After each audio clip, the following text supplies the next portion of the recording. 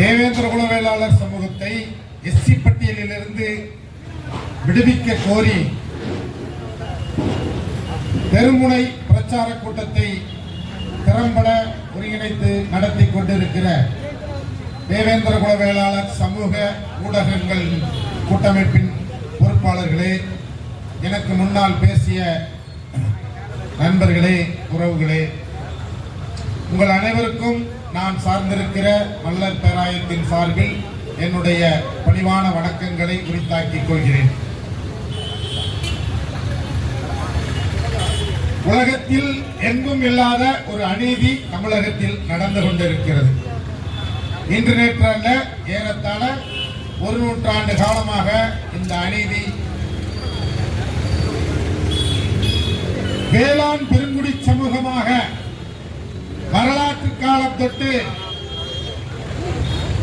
வேளாண் பெருங்குடி சமூகமாக திகழ்கிற தேவேந்திர குல வேளாளர் சமூகத்திற்கு எதிராக ஒரு அநீதி ஒரு 100 ஆண்டு காலமாக இங்கு தொடர்ந்து இழைக்கப்பட்டுக் கொண்டே இருக்கிறது.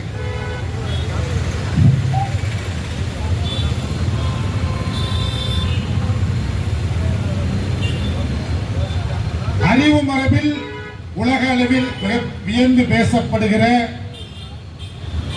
திருவள்ளுவர் உழவர் பெருங்குடி மக்களை மிகச் சிறப்பாக குறிப்பிட்டிருக்கிறார். உழவர்கள்தான் உலகத்தினுடைய அச்சாணி என்று மிக தெளிவாக படம் பிடித்து காட்டுகிறார். உழுதுண்டு செல்வோரே முன் செல்வர், மற்றவரெல்லாம் தொழுதுண்டு பின் செல்வார் என்று மிக தெளிவாக படம் பிடித்து காட்டுகிறார். உலகத்தில் எந்த நாட்டிலும் எந்த நிலத்திலும் இல்லாத ஒரு கொடுமையை இந்த உழவர் பெருங்குடிகளை குறிவைத்து திராவிட ஆட்சியாளர்கள் ஆங்கிலேய ஆட்சி காலத்தில் இந்த சமூகத்திற்கு எதிரான ஒரு பெரும் கொடுமையை செய்தார்கள். எங்கே நாம் தோற்கடிக்கப்பட்டோமோ அங்கேதான் நம்முடைய வெற்றிக்கான சூத்திரங்களை தேட வேண்டும் என்று சொல்வார்கள். அப்படித்தான் இந்த உழவர் பெருங்குடி சமூகத்திற்கு எதிராக இழைக்கப்பட்ட அநீதிகளுக்கு எதிராக தனக்கான நீதியை, தனக்கான இடத்தை, தனக்கான உரிமை வென்றெடுப்பதற்கு இந்த தென்காசியை தேர்ந்தெடுத்திருக்கிறார்கள் இந்த சமூகத்தினுடைய சமூக ஊடக பொறுப்பாளர்கள்.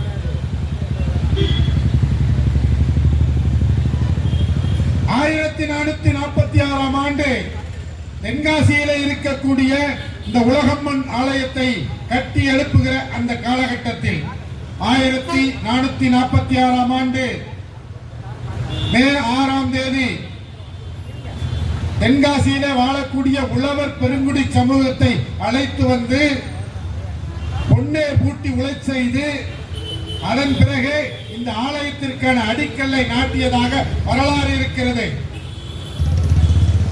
இந்த தென்காசி பகுதியிலே பல்வேறு கிராமங்களில் பொன்னேர் பூட்டுகிற மரபு இந்த உழவர் பெருங்குடி சமூகத்திடம் இருக்கிறது. இந்த உழவர் பெருங்குடி சமூகம் தன்னுடைய நாள்கதிரை விளைவிக்கக்கூடிய தனி நிலத்தில் நாள்கதிரை விளைவித்து அந்த நாள்கதிரை கொண்டு வந்தால்தான் இங்கு இருக்கக்கூடிய பெருந்தெய்வ கோவில்களில் வழிபாடு தொடங்கும். அத்தகைய ஒரு வரலாற்று பெருமை கொண்ட இந்த சமூகம் நாயக்கர் ஆட்சி காலத்தில் திட்டமிட்டு படிப்படியாக வீழ்த்தப்பட்டு ஆங்கிலேயர் ஆட்சி காலத்தில் இவர்கள் தாழ்த்தப்பட்டோர் எஸ்சி என்கிற அட்டவணை சாதி பட்டியலில் அடைக்கப்பட்டனர். இப்படி தொடர்ந்து ஒரு 7 நூற்றாண்டு காலமாக இந்த சமூகம் வீழ்த்தப்பட்டு கிடக்கிறது என்கிற வரலாற்று உணர்வோடு இந்த நிலத்திலிருந்து தன்னுடைய எழுச்சிக்கான பாதையை தொடங்குவதாக நான் புரிந்து கொள்கிறேன். அங்க இருக்கக்கூடிய சாதி பட்டியல்கள் குறித்து பேசக்கூடிய நம்முடைய உறவுகள் தவறான ஒரு வரலாறை சொல்லித்திருக்கிறார்கள்.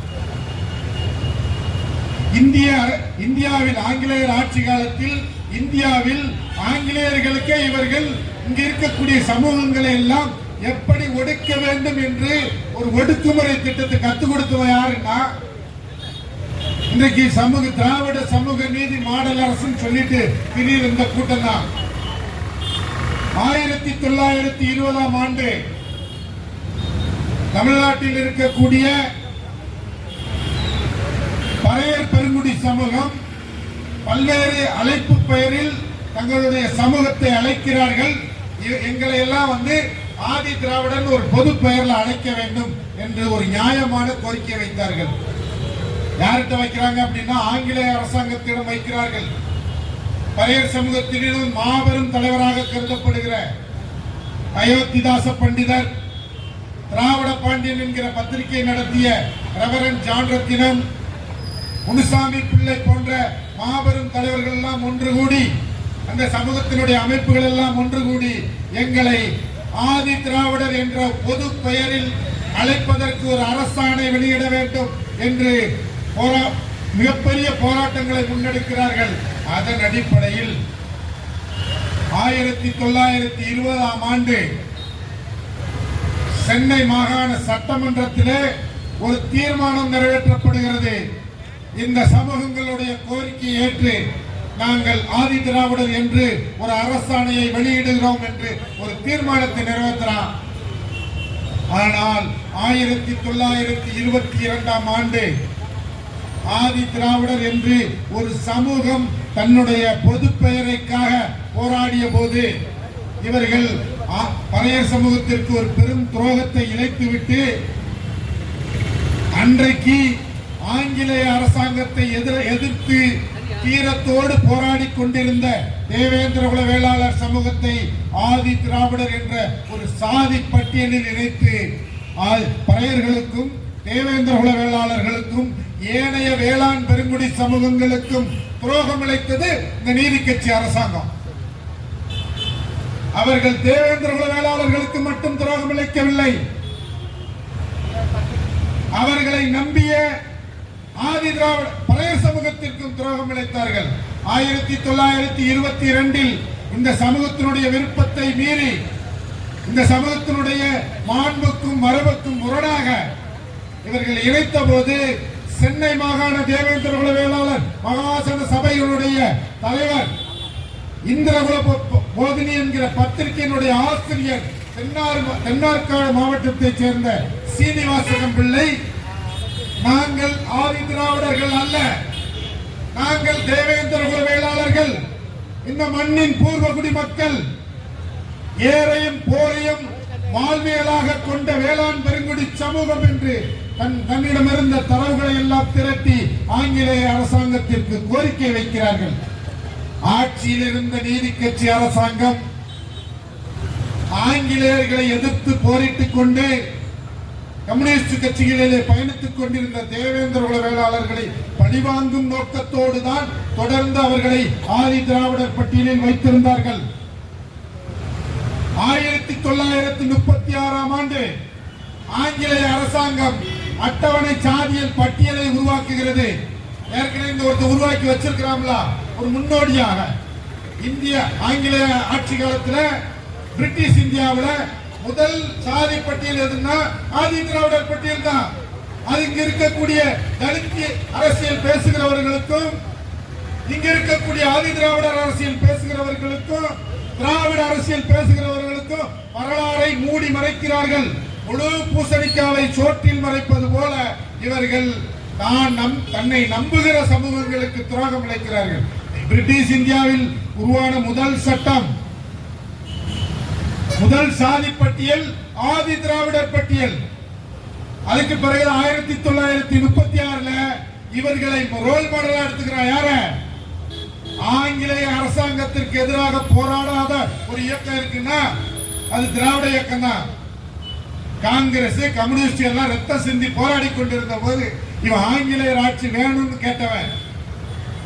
இன்றைக்கு எப்படி ஈரானுடைய எண்ணெய் வளங்களை சுரண்டி கொழுப்பதற்கு அமெரிக்காவும் இஸ்ரேலும் துடித்துக் கொண்டு அந்த நாட்டின் மீது போரை திணித்து வாங்கி கட்டி கொண்டதோ அதே போலதான் என்ன செய்யறான், ஆங்கிலேயர் ஆட்சி வேணுங்கிறான். இந்த மண்ணின் வளங்களை சூறையாடி கொண்டு மிகப்பெரிய மனிதகுல விரோத சட்டங்களை எல்லாம் நடைமுறைப்படுத்திய ஆங்கிலேயர் ஆட்சி வேணும்னு சொன்னவன் என்ன செய்யறான், நீதி கட்சியை ரோல் மாடலா எடுத்துக்கொண்டு பங்காளி போட்ட சட்டமாச்ச, பங்காளி கொண்டு வந்த பட்டியலாச்சு அவன் ஒரு பட்டியல் உருவாக்குறான். அட்டவணை சாதி பட்டியல். அட்டவணை சாதி பட்டியலை உருவாக்குகிற போது தேவேந்திர குல வேளாளர்கள் காங்கிரஸ் கட்சி என்ன செய்யுதுன்னா, அன்றைக்கு வெள்ளையனை வெளியேறு இயக்கம் என்று ஒரு இயக்கம் எடுத்து மிக தீவிரமாக விடுதலை போராட்டத்தை நடத்தி கொண்டிருக்கிற போது, காங்கிரஸ் ஆயுத போராட்டத்தை தொடங்கிய போது, தேவேந்திர குல வேளாளர்கள் எல்லாம் காங்கிரசிலும், மிதவாதம் எண்ணம் கொண்டவர்கள் காங்கிரசிலும், கொஞ்சம் முக்கியமான எண்ணம் போர்க்கணம் கொண்டவர்கள் கம்யூனிஸ்ட் கட்சியிலும் சேர்ந்து வெள்ளை அரசாங்கத்தை இந்த மண்ணிலிருந்து விரட்டி அடிப்பதற்கு இரத்த களரிகளில் நின்று போராடி கொண்டிருக்கிறார்கள். அப்போது ஒரு துரோகத்தை செய்கிறார்கள் இந்த நீதி கட்சி அரசாங்கமும் ஆங்கிலேய அரசாங்கமும். இவர்களை பழிவாங்க வேண்டும் என்கிற நோக்கத்தோடு அட்டவணை சாதி பட்டியலில் இணைக்கிறார். இவர்களை மட்டுமல்ல, ஆங்கிலேய அரசாங்கத்தை எதிர்த்து போரிட்டவர்கள் பல்வேறு சமூகங்களை இணைக்கிறார். இந்தியா முழுவதும், பிரிட்டிஷ் இந்தியா முழுவதும் இருக்கக்கூடிய பல்வேறு சமூகங்களை இணைத்து பழி வாங்குகிறார். சிலவங்க விருப்பப்பட்டு கேட்கிறார், ஐயா எங்களுக்கு ரொம்ப ஒடுக்குமுறை அதிகமாக இருக்கிறது, இங்க இருக்கக்கூடிய சாதி மத கொடுமைகளை எங்களால் தாங்கிக் கொள்ள முடியவில்லை, அதனால் எங்களுக்கு என்று ஒரு தனி பட்டியலை உருவாக்குங்க, எங்களுக்கு என்று தனி நிதியை ஒதுக்குங்க, எங்களுக்கு சலுகை தாங்கன்னு சிலர் கேட்டிருக்கலாம். நாங்கள் அவர்கள் பக்கம் உள்ள நியாயங்களை மறுக்கவில்லை. ஆனால் எங்களுக்கு அப்படி ஒரு நிலை இல்லை. தமிழ்நாட்டினுடைய பெரும்பாலான கோவில்கள், இங்கு கோவில்கள் என்னவா இருக்குன்னு இந்த திராவிட கட்சிக்காரனுக்கு தெரியாது. அவனுக்கே நம்ம தான் வகுப்படுத்தி சொல்ல வேண்டிய இருக்குது.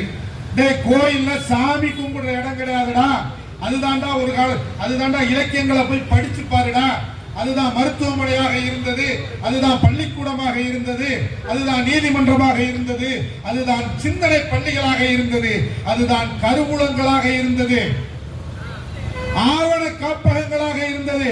கோபுரம் எல்லாம் கட்டி வச்சது வெள்ள காலத்தில் இங்க இருக்கக்கூடிய ஓலைச்சுவடிகள், செப்பு பட்டயங்கள் எல்லாம் அழிந்து போய்விடக் கூடாது என்பதற்காக அவன் அறாறையா கட்டி வச்சான். இப்படியான ஒரு அதிகார கட்டமைப்பு தான்டா கோவில். அதனாலதான் டைப்ரிஸ் யூப்ரட்டிஸ் நதிக்கரையில் இருந்து வந்த பிராமணன் என்ன செய்யறான், நேரடியா கோயில போய் கைப்பற்றான். இவன் என்ன செய்யறான், கோயிலை சாமியோடு சேர்த்து இவன் ஒரு மூட நம்பிக்கை உருவாக்குறான். மூட நம்பிக்கையை ஒழிக்க வந்தவர்கள் என்று சொல்லிக் கொள்ளுகிறவர்கள் ஒரு மூட நம்பிக்கைக்கு போறான். இந்த தமிழ்நாட்டில் இருக்கக்கூடிய 400க்கும் மேற்பட்ட கோவில்களில் முதல் மரியாதை கொடுப்பது என்பது அதிகார மையத்தில் முதன்மை குடிகளாக இவர்கள் இருந்தார்கள். அந்த அதிகார மையத்தை கட்டமைத்தவர்களே இவர்கள் தான். தலபுராணங்கள் எல்லாம் இவர்களுடைய பெருமையைத்தான் பேசுகிறது. தலபுராணங்களில் உள்ள நாட்டு படலங்கள் எல்லாம் இவனுடைய வரலாறைத்தான் சொல்கிறது. உலகம் பூரா தமிழர்கள் பரவி கிடக்கிறார்கள். இவர்கள் தென் அமெரிக்கா கண்டத்தில் இவர்களுடைய தடயங்கள் இருக்கிறது, ஆப்பிரிக்காவில் இருக்கிறது, ஆஸ்திரேலியாவில் இருக்கிறது என்று சொல்கிறார்கள். ஆஸ்திரேலியாவிலும் ஆப்பிரிக்காவிலும் தென் அமெரிக்க கண்டங்களிலும் தமிழர்கள் வாழ்ந்தார்கள் என்பதற்கு என்ன தடயம் இருக்கிறது என்று சொன்னார். அங்கே மல்லர் பல்லர் என்று தன்னுடைய வரலாற்று தடயத்தை உலகமெல்லாம் கொண்டு போய் சேர்த்திருக்கிறார். கடல் ஆய்வாளர் ஒரிசா பால் மிக தெளிவாக சொல்கிறார்கள்.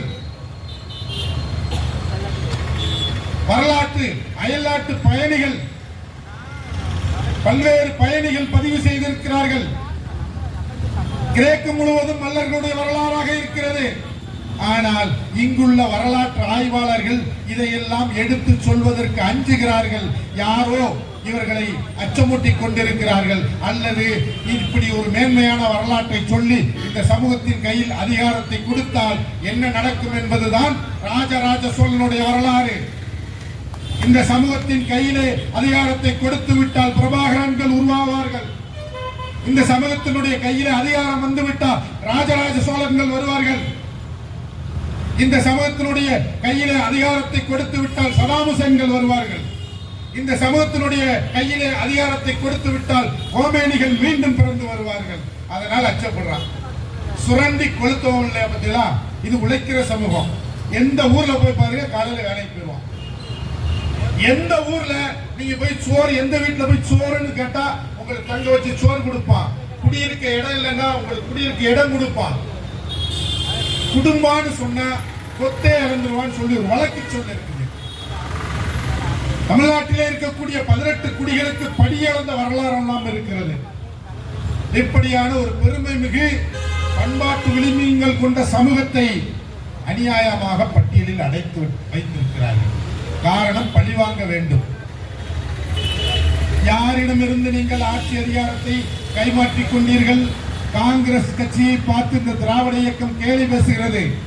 நள்ளிரவிலே ஆங்கிலேயர்களிடமிருந்து அதிகாரத்தை கைமாற்றிக் கொண்டார்கள் என்று. அவர்களாவது ஆங்கிலேயர்களிடமிருந்து அதிகாரத்தை கைமாற்றி வாங்கிவிட்டார்கள். நீங்கள் எழுதுறீங்க ஆங்கிலேயருடைய மறுபதிப்பாக இந்த மண்ணிலே இன்றளவும் சுரண்டி கொளுத்துக் கொண்டிருக்கிறீர்களே. 19ஆம் நூற்றாண்டின் தொடக்க காலத்திலே தமிழ் சமூகத்தை பிராமணர் அல்லாதோர் என்று இரண்டாக பிளந்த இந்த திராவிட இயக்கம் தமிழ்நாட்டில் 1% கூட இல்லாத பிராமணர்களுக்கு எதிராக ஒரு மிகப்பெரிய ஒரு இயக்கத்தை உருவாக்கிய இந்த திராவிட இயக்கங்கள், கட்சிகள், பிராமணர்கள் கல்வியிலே உயர்ந்திருக்கிறார்கள், பொருளாதாரத்தில் உயர்ந்திருக்கிறார்கள், ஆட்சி அதிகாரங்கள் எல்லாம் தன்னுடைய கட்டுப்பாட்டுக்குள் வைத்திருக்கிறார்கள் என்று சொல்லி உருவான இந்த திராவிட இயக்கம், பிராமணர்கள் இயக்கம் இன்னைக்கு என்ன இருக்கு? ஒட்டுமொத்த தமிழ்நாட்டையே சூறையாடி சுவிஸ் வங்கியில கொண்டு பதுக்கி வச்சிருக்கிறான். சாராய கடை நடத்துறான். ஈரான் கடல்ல அடிச்சா டிஆர் பால் வீடு அழுதுருது.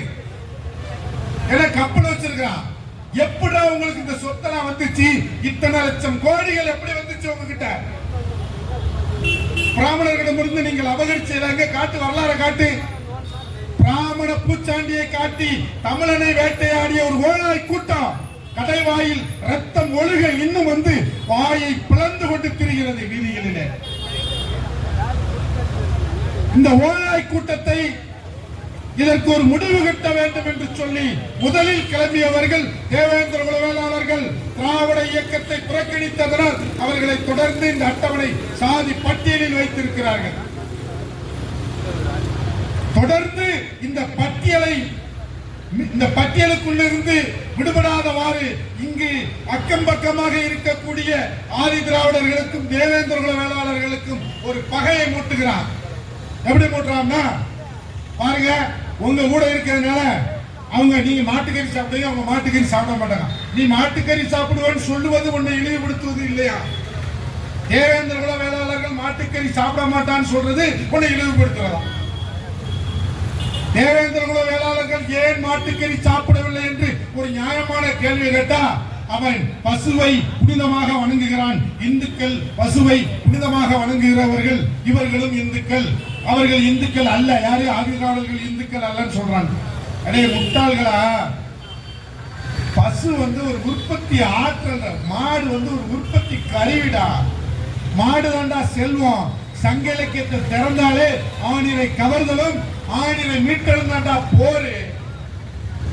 நீ என்ன செய்ய? ஆணிரை கவர்ந்து செல்கிற ஒரு கூட்டத்தை கைக்குள்ள வச்சுக்கிட்டு ஆணிரை மீட்டு வீரத்தை இந்த உலகுக்கு பறைசாற்றிய ஒரு கூட்டத்தை, அதை உற்பத்தியின் கருவியாக பயன்படுத்தி வேளாண்மை விரிவுபடுத்தி உலகத்தில் தன்னுடைய வாளின் முனையில் கொண்டு வந்த ராஜராஜன் வழிவந்தவர்களை நீ இழிவுபடுத்துற. மாட்டுக்கறி எதுக்கு சாப்பிட மாட்டேங்கான்னு உனக்கு தெரியுதாடா? முட்டாள்களா! அது உற்பத்தி கருவிடா. அது ரேஷன் கார்டுல மட்டும் மாடு பேர் மட்டும்தான் இருக்காது. அந்த அளவுக்கு மாட்டோடு பின்னி பிணைக்கப்பட்ட ஒரு சமூகம். அது உற்பத்தியோடு மாடு பின்னி பிணைக்கப்பட்டிருக்கு. அதனால மாடை நாங்க அப்படி பார்த்தோம். உடனே மாட்டுக்கறி அரசியலுக்கு தாவுறான். குரங்கு கொப்புக்கு கொப்பு தாவும் பார்த்தீங்களா? அந்த மாதிரி நேரத்துக்கு ஒரு அரசியல் பேசுறவங்க திராவிட இயக்கத்துக்காரங்க. உண்மையான கடவுள் மறுப்பாளர் வேறு பிராமணன் தான். அவன் தான் கோயிலை வாரி சுருட்டி கொண்டு வரான. அவன் தானே உண்மையான கடவுள் மறுப்பாளர். நீ எங்க கடவுள் மறுப்பாளர்? நீ எல்லாத்தையும் சொல்லி வாரி சுருட்டி உன் வீட்டுக்கு சேர்க்கிறிய. அதனால் பிராமணர் அல்லாதோர் என்கிற ஒரு மோசடியான ஒரு பிரிவினைவாதத்தை உருவாக்கி தமிழன் தலையில் மிளகாய் அரைத்த இந்த திராவிட இயக்கம், அதற்கு எதிராக கலகக்கொடியை உயர்த்திய தேவேந்திர குல வேளாளர் சொல்றான். நீங்க எஸ்சி பட்டியலில் இருந்தா, இந்த அட்டவணை சாதி பட்டியலில் இருந்தால் உங்களுக்கு சட்ட பாதுகாப்பு கிடைக்கும், உங்களுக்கு சமூக பாதுகாப்பு கிடைக்கும், உங்களுடைய குடியிருப்பை காவல்துறை பாதுகாக்கும், உங்களுடைய நிலங்களை வருவாய்த்துறை பாதுகாக்கும், உங்களுடைய உரிமைகளை அரசியல்வாதிகள் பாதுகாப்பார்கள், உங்களுடைய வாழ்க்கை பண்பாடு எல்லாத்தையும் சமூகங்கள் புகழ்ந்து பாதுகாப்பான் அப்படின்னு சும்மா நம்ம காதுல மூலமா பூசுத்துறான். எந்த சட்டத்தையும் நாங்கள் நம்பி முதுகுளத்தூரிலே மொத்த அதிகாரத்தையும் கையிலே வைத்துக் கொண்டு இரத்த கலரிகளை உருவாக்கிய மூர்க்கமான முரட்டு சாதிகளை எல்லாம் முறியடித்து இருக்கிறோம். சட்டத்தை நம்பி அல்ல. தொடர்ந்து பல்வேறு வன்முறைகளை சொல்லலாம், பெரும் கலவரங்களை எல்லாம் நாங்கள் எதிர்கொண்டு முறியடித்து இருக்கிறோம். அந்த சட்டத்தை நம்பி அல்ல, இந்த சலுகைகளை நம்பி அல்ல. இது உழைக்கின்ற சமூகம். நிலங்கள் 99 விழுக்காடு தேவேந்திர உளவியலாளர்கள் நிலம் வைத்திருக்கிறார்கள். ஒரு சமூகத்தை அட்டவணை சாதியில் பட்டியலில் அடைப்பதற்கு கொடுக்கப்பட்ட வரையறைகள் எதுவும் இந்த சமூகத்திற்கு பொருந்த மாட்டேங்குது. நாங்க கேட்கிறோம், கேட்டோம், கேட்டுக்கிட்டு இருக்கோம், முடியல. தேர்தல் வந்துட்டு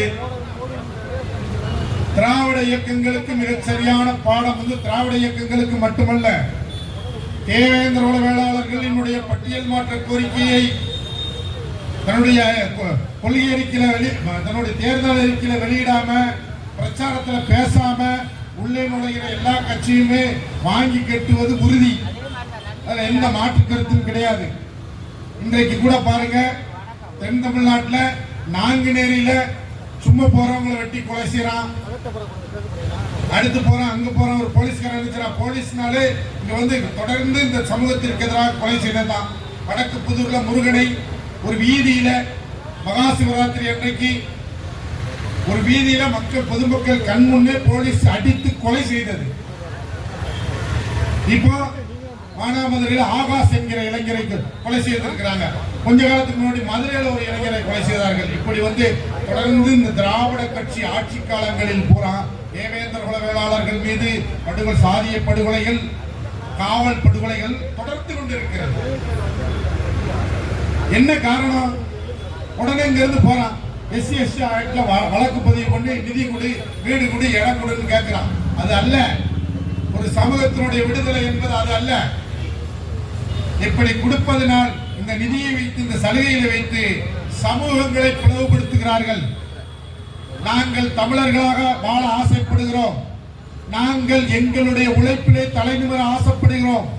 நாங்கள் தரமான கல்வியை கற்று கல்வியில் வெற்றி பெற்று நாங்கள் அரசு பணிகளை வென்றெடுக்க ஆசைப்படுகிறோம். எங்களுக்கு இந்த சலுகை எல்லாம் வேண்டாம்.